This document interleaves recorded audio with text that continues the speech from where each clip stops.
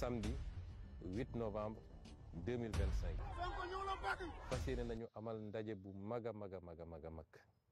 mais avant le 8 novembre am na lu rëy lu war a xew mooy lan. mooy le 7 fas yéene defar foofu ndax moom fu muy teew rek dafa war a set war a neex wala rafet. vendredi 7 incha allah à partir de 10 heures dinañu def benn setal bu am solo bu nga xamante ne foofee ñuy defee meeting ba fa lay amee. xam ngeen ne que bërëb bi il faut ñu daal di ko setal bu baax préparer ko pour recevoir événement bu day noonu. le 7 ñu ngi woote un grand setal un grand rassemblement pour ñu setal esplanade bi ñu ngi ciy woo ñëpp surtout yéen jigéen ñi fu jigéen mën a nekk ci département de Dakar rawatina nag jigéenu Grand Yoff. à partir du 7 nga xam ni dañuy def journée de setal le matin. ñëpp koy àndandoor defandoor ko pour mën a préparer le meeting du 8. balaa le 8 nag ñoo ngi leen di woo si setal journée bi nga xamante dañ koy organiser si matin bi investissement ima képp kuy doomu Cambérène bu yeewoo foofu rek lay maxtaax ñoo lay woo nga ñëw participer si. ci parking stade bi defar setal bu baax boo xam ne suñu président deux parties incha allah bu ñëwee samedi mu gis ne foofu c'est impeccable. pour ñu préparer la journée du 7 bi nga xamante ne dañu organiser setal au niveau du parking. mais bu leen fàtte le soir dañuy def feu de joie 19 communes yëpp rassemblement général. rawatina nag arrondissement bi nga xam ne Parcelles la ko bokk Patte d'Oie moo ko bokk Cambérène moo ko bokk Grand Yoff. à partir de 22 heures ñu ngi leen xaar pour feu de joie boo xamante ne dinañ ko amal foofu noonu ci esplanade bi. dañ ne ci guddi gi dañuy organiser un grand feu de joie pour wan nit ñi ñëpp ni leen dañoo kontaan ci woote bi dañ cee fas yéene participer massivement. moom daal woon nañu ñëpp dafa am nag nu ñuy recevoir suñu président te moom lépp tempo. beneen bi nag mooy suñu paree si journée boobu nag ngoon bi am na feu de joie. donc may woo population sénégalaise le 8 bu ci kenn tardé ku sell ki moo woote. kilifa gi moo woote te bu wootee yaakaar naa ne ñëpp dañoo war a bàyyi li ñuy def ñëw wuy si woote bi.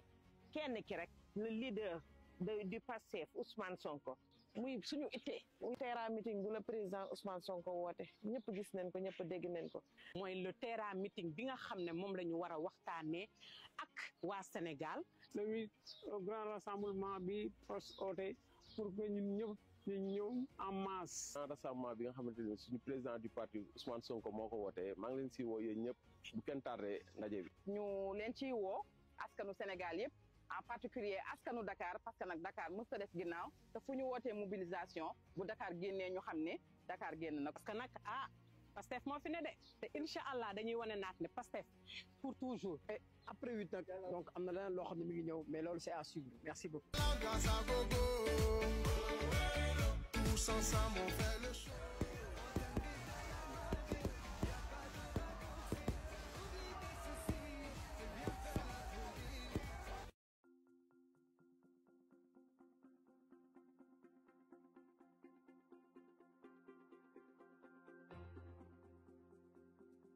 Mohamed Mokhtar Magasaba, coordonnateur de PASTEF HLM. man la Demba Dioum nekk coordonnateur PASTEF Médina. man la Ibrahima Poussa ñu gën ma xam ci Ibou Tall ma nekk vice coordonnateur bu PASTEF Dépôt Derklé. Aldema Mbaye président de la commission PASTEF Dakar. Thierno Ali Sy di coordonnateur PASTEF Mermoz Sacré-Cœur. Abraham Badji, président de la commission électorale départementale de Dakar. maa ngi tudd Oumar Baba Gueye nekk coordonnateur adjoint PASTEF Biscuiterie. Boubacar Diallo coordonnateur PASTEF Grand Dakar. man la Abdou Samad Diokhané coordonnateur PASTEF Fann Point Amitié. man la honorable El Hadj Ousmane Fall. honorable député El Hadj Ababacar Tambidou nekk coordonnateur PASTEF à Grand Yoff. Amadou Dramé coordonnateur PASTEF Wakam. di leen fàttali bés bu am solo bi muy le 8 novembre fële ci esplanade stade Léopold Sédar Senghor. et bés boobu nag bés bu rëy la ci ñun parce que c'est le président du parti le président Ousmane Sonko moo ci woote pour un terrain meeting. ñëw en masse wuy si le président Ousmane Sonko. nee na nag terrain meeting la bëgg mooy bëggul lu tuuti meeting bu mag a mag la bëgg daje bu mag a mag la bëgg patriotes yi ñëw wuy si. donc moo door bi benn la. mobilisation na ñëpp fekkee ko Sénégal ñëpp bu kenn des. woote boobu nag dafa am solo pour ñun Sénégal dafa am solo aussi pour waa bitim réew dafa am solo pour PASTEF pour les militants de PASTEF et les sympathisants de PASTEF. muy un moment historique ci vie politique Sénégal. bu ko kenn wuute nañ ko def suñu yitte ndax nit ku nekk bësam la am te bés bi bésu président Ousmane Sonko la. kon ñu ngi leen ci woo ndax le président Ousmane Sonko saa yu wootee Dakar musta dellu ginnaaw. may woo particulièrement se demande commune de Gueule Tapée Fass Colobane lii bu ko ci kenn raté. avant le 8 am na le 8 am na et après le 8 am na donc waxtaan bu mucc ayib la nar a nekk waxtaan bu am solo. donc avant meeting bi nag am na luy am mooy le 7 dafay am luy am si parking bi mooy d'abord set setal dafay am mais aussi dafay am benn feu de joie bi préparer journée bi. ñëpp a war a teew ci bés boobu déglu suñu leader déglu suñu président de parti. képp kuy njabootam képp kuy soppeem képp koo xamante ni projet bi yitteel na la ñu ngi lay woo ci bés boobu. gën a féddale encore suñu engagement ak suñu détermination ak suñu taxaw ngir Sénégal soppeeku ba faw. Ce sera un rendez-vous historique et nous demandons et nous attendons la participation de tous les Pastéfiens. Le 8 novembre, peuple de Pastef les Patriotes, une date à retenir, un événement à vivre, un lieu de communion, ñëw déglu un homme d'honneur. kon boog ba le 8 incha allah.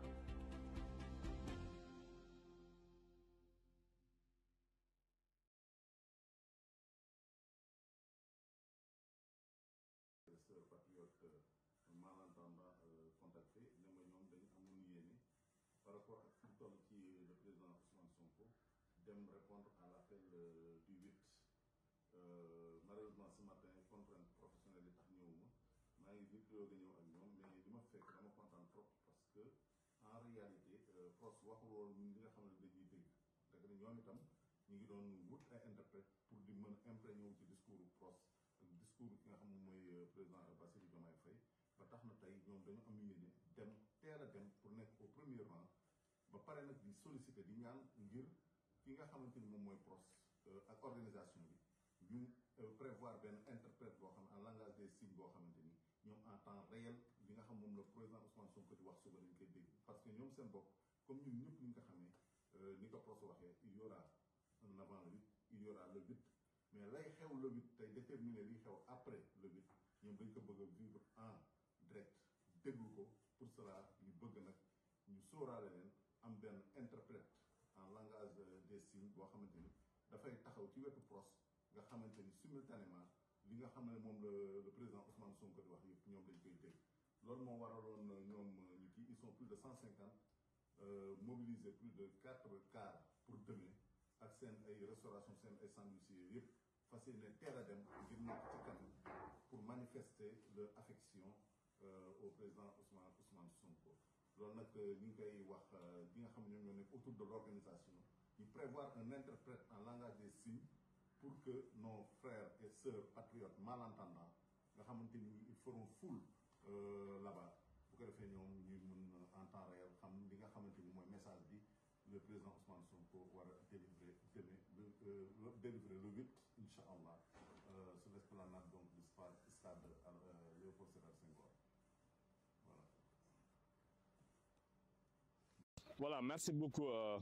comme département de Dakar ñu leen di jaajëfal di leen di remercier seen teewaay bi tey ci CDD bu nga xam ne que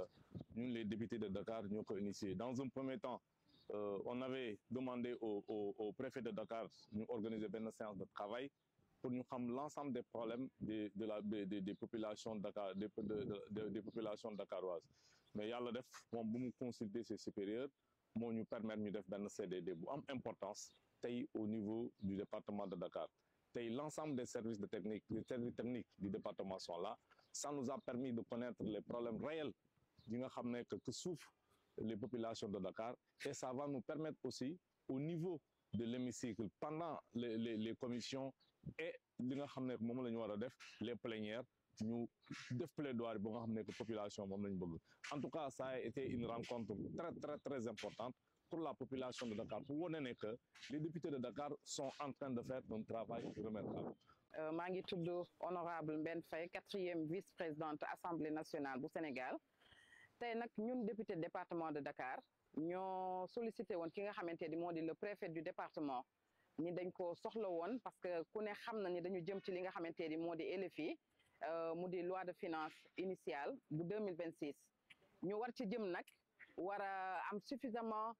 d'éléments yu nga xamante ni bu ñu demee dinañu mën a permettre ñu mën a défendre le département ñu mën a défendre la population comme il se doit ndaxte ci suñuy biir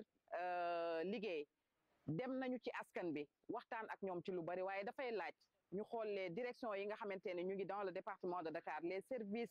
yi nga xamante ne ñu ngi fii le préfet dajale leen tey pour que ñoom ñëpp kenn ku si nekk sa wàllu liggéey nga wax ñu fan nga ci toll difficulté yi nga xamante ni yéen a ngi koy rencontrer pour que ñun aussi ñu mën a ko méngatle ak li nga xamante ni mooy jafe-jafe yi ñu population bi di wax ba nga xamante ni suñu yeggee ci li nga xamante ni moo di les commissions techniques dinañ ci mën a débattre amplement avec les ministères sectoriels loolu moo doon solo ndaje bi mu nekk une première nag bu nga xamante ni wax dëgg yàlla c'est les députés de la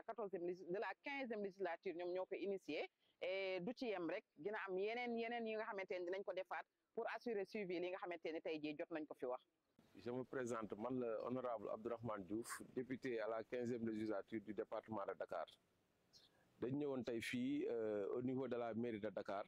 wuy ci le préfet bi nga xamante ne moom la ñu amal rendez-vous tey di bésu le 29 octobre. li ko waral nag rendez-vous bi mooy que dañu ñëw pour jël doléance yi nga xamante ne population dakaroise bi mu ngi koy dund. lu ci bëri nga xamante ne tey liñ fi indi ci communes yi la jógee ak ci responsable yi nga xamante ne ñoom ñoo nekk ci gox bu nekk donc pour waral leen ni rek que député yi tooguñu assemblée di nelaw y a une rupture y a un changement total donc lépp li nga xamante ne tey population dakaroise bi mu ngi koy dund moom lañ ñëw fii tey exposé ko toog waxtaan si ak autorités yi nga xamante ne parce que salle bi ñu nekk nii y a le préfet y a les autres préfets y a aussi les représentants des maires y a les directeurs donc ñoom lañ toogal tey di def benn séance de travail pour waral ni population dakaroise bi tàndal nañ leen oreille bu baax a baax te ñu ngi si seen problème yi incha allah. man la Marème Sore Dari tey nag ñun les honorables députés de Dakar dañu daje woon fii ci ville de Dakar si comité départemental de développement bi nga xam ne ñun ñoo ko initié woon demander le préfet à ce que mu dajale entité yi nekk Dakar yëpp. donc moom mooy les maires les sous-préfets les bàjjenu gox les relais donc bépp entité bi nekk Dakar rek te xam ne bu mën na bokk si ñi nga xam ne suñu soulever les problèmes de Dakar mën nañoo porter le plaidoyer à l'Assemblée tey ñoo fi daje def benn lël boo xam ne dañuy soulever tous les problèmes de Dakar pour que bu ñu tàmbalee Assemblée incha allah ñu mën ko exposer pour mën a régler les problèmes qui se trouvent au niveau du département de Dakar. man la Marie-Hélène Ndofène Diouf bu commune de Gorée tey dañu defoon benn rencontre ak le préfet ak les sous-préfets des arrondissements des 4 arrondissements yi nga xam ne ñoom ñoo nekk Dakar pour waxtaan ak ñoom ci problème yi nga xam ne moom la waa Dakar di jànkonteel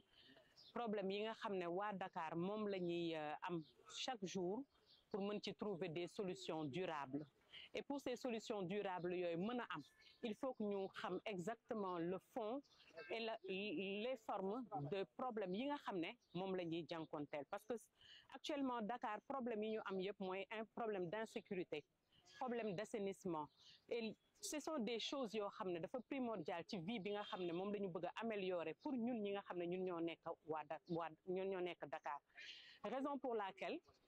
on avait demandé au préfet de faire le CDD là maintenant nag macha allah moom bi mu ñëwee def na ko bu baax a baax et que ñu ngi déglu problème yi nga xam ne citoyens yi moom la ñuy waxtaanee moom la ñuy wax pour ñun incha allah bi nga xam ne marathon budgétaire bi nga xam ne mooy waaj a commencé incha allah bu ñu demee foofu noonu ñu mën ko exposer aux différents ministères sectoriels donc en gros loolu moo taxoon tey ñu ñëwoon pour waxtaan si ak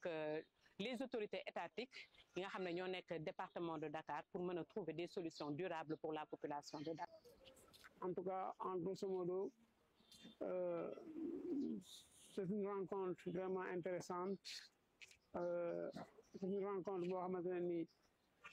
ça va nous servir aussi de plaidoyer au niveau de l'Assemblée nationale pour présenter toutes les problématiques de Dakar, des populations de Dakar en général. maa ngi tudd honorable Anta Dia député PASTEF du département de Dakar donc dañu ñëwoon fii tey rencontrer le préfet de Dakar et tous les démembrements de l'administration de la région de Dakar donc à la demande nag des parlementaires que nous sommes ndaxte parlementaires yi dañu xalaat ne que il faut ñu am benn étroite collaboration avec les services de nos communes, en fait, parce que bon est honorable, il faut nga dem vers la population, recueillir seeni mbébét pour nga mën ko restituer aux instances un peu plus hautes. Voilà, donc ñu ngi fii tey di waxtaan suñu biir ñu bëri nag problème yu bëri ñu ngi koy soulever fii en espérant que le travail sera mené, qu'il y aura un suivi, parce que li gën a souvent li ñuy gis mooy dañuy entamer benn affaire ñëpp apprécier ko mais dañuy dem ba si biir rek mu bàyyi mu daal di delluwaat ci suuf. Mais je pense que là ñun député yi loo xamante ne la dañ ko nar a suivre, parce que lu yitteel askan bi la, muy sur le plan de la voirie, de la sécurité, yëf yu bëri Dakar a ngi koy jànkonteel te ñun ñooy la voix du peuple, donc ñun rek ñoo ko mën a jël en main, voilà, avec l'aide des préfets évidemment. Honorable député El Hadj Babacar Tambédou ñëwoon tey ji fii ci hôtel de ville, donc ci benn ndaje boo xam ne ñun les députés donc du département de Dakar ñoo ko sàkk woon ci préfet de Dakar, ñu ñëw en CDD, comité de développement départemental, pour waxtaanee jafe-jafe yi nga xam ni donc le département de Dakar donc am na ko, ak un état des lieux en général, donc de tout ce qui est vraiment problématique donc au niveau donc du département. Voilà, donc loolu moo doon tey jii donc solo su ndaje bi nga xam ni moom la ñu amoon ak le préfet de Dakar, macha allah di ko remercier vraiment ci disponibilité moom ak vraiment tous les services étatiques yi nga xam ni donc ñoom ñoo ŋànk donc le département de Dakar donc en général. maa ngi tudd honorable Fatou Ngom, député du département de Dakar, plus précisément de la commune de Grand Yoff. Tey dañ fi ñëwoon fii ci mairie Dakar bi, mairie de ville bi, pour amal fi benn CDD avec le préfet de Dakar ak l'ensemble de ses collaborateurs, les sous-préfets des 19 communes du département de Dakar. Li nag li ko waraloon solo si mooy dañu nekk ay parlementaires yoo xamante ne ci département de Dakar la ñu jëlee ak au niveau national ñu représenter le peuple sénégalais, mais particulièrement le département de Dakar. Ñuy jëm nag fële ci pencu ndaw réew mi di waajal marathon budgétaire bi le 6 novembre, du 6 au 21 novembre incha allah rabbi. Donc loolu balaa muy am ñu gis solo si ne que comme ay représentants population dakaroise lañ, li ëpp solo te am solo lool te ñu gis ko mooy suñu ko sañoon dañuy taxaw ak Dakar waa bu ne nga xam ñu say jafe-jafe yi ngay dund ñu mën ko jël yóbbu ko fële ci pour plaider ko ci au niveau des ministères, des différents ministères. Mais nag comme loolu mënta nekk, ñu woo ñi nga xamante ne ñoom ñoo représenté administration